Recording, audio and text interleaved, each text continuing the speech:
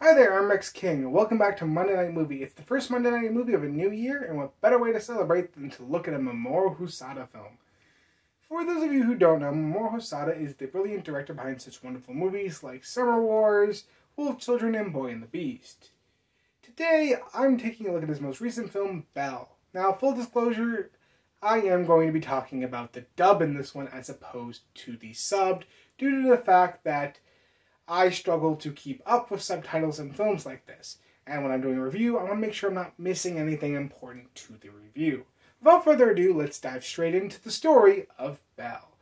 The story of Belle follows Suzu, a girl who's dealing with the loss of her mother.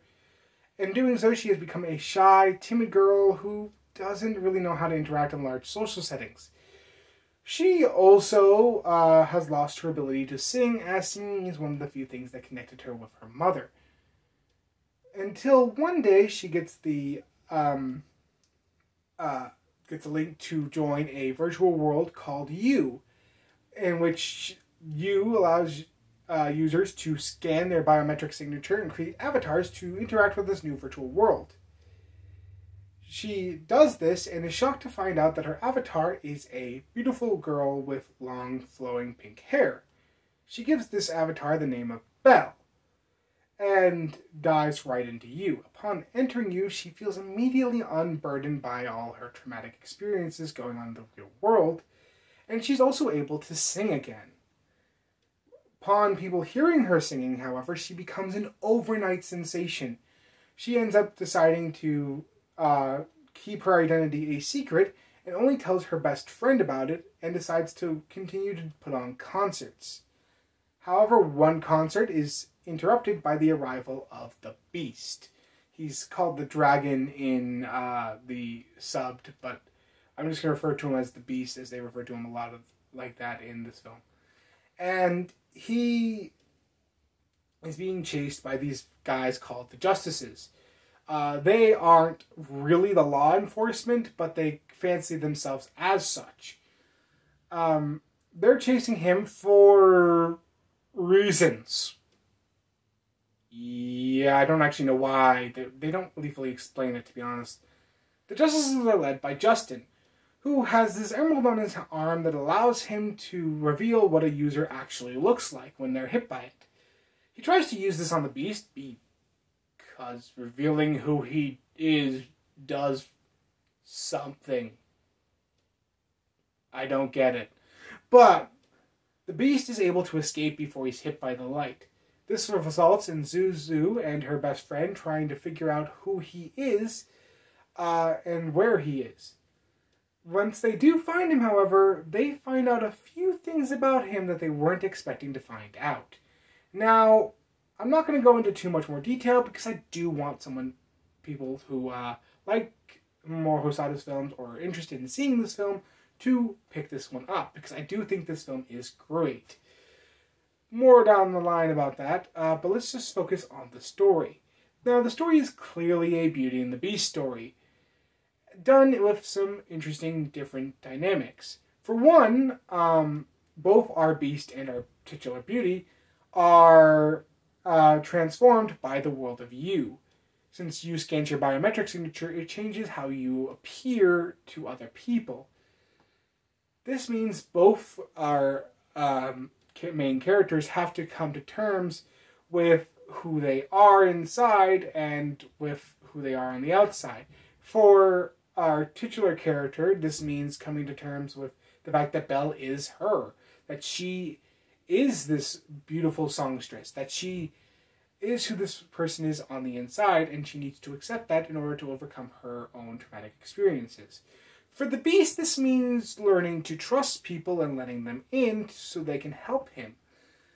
Again, I don't want to go into too much detail of who he actually is, but once you find out more about him, you realize the story is going in a very, very interesting direction with this character, and the reason why he looks the way he does. Then we have the characters of the Justices, and this is where I struggle. So, I don't know why the Justices are in this movie. I feel like you could have just had society in general be the antagonist for not accepting the Beast for the way he looks. Instead, we have these characters who fancy themselves law enforcement but aren't actually law enforcement, and people seem to listen to them just because they have a bunch of sponsors. And it doesn't really work, nor do they add anything to the story. I feel like you could have cut them out completely. However, I do think that this is an interesting take on the titular Beauty and the Beast story, and I really enjoyed it. I give the story score an 8 out of 10.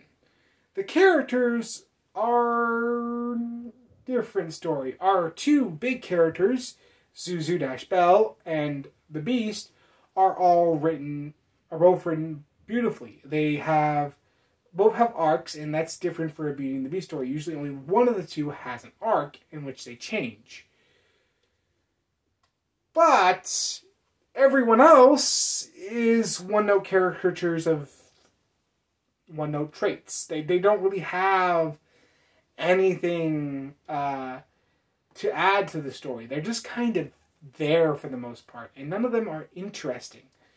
This is especially true of our antagonist, Justin, who is there to do stuff for doing stuff. Again, the motivations of our villains just don't make sense. They want to reveal who the Beast is so they can reveal that he's a normal person, I guess, and I don't really understand why they want to do it. It doesn't make any sense. So I give the character score a 6 out of 10. Now we move on to the performances, and the performances are all really good. Everyone is doing a decent job with their respective characters, especially Kylie McNeil, who plays Zuzu-Belle.